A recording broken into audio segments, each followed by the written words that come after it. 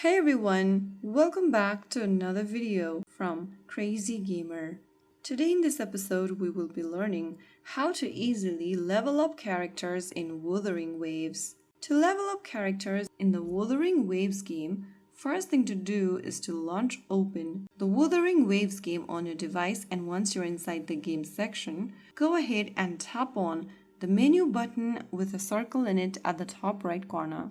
You'll then come across this terminal tab where you need to go ahead and tap on resonators. Now, from the resonators tab, select your character from the right hand side menu and you will see a level up button on the left. Tap on that, and if you've got enough materials, you'll be able to level up. Tap on auto select and click on the level up button to upgrade your character.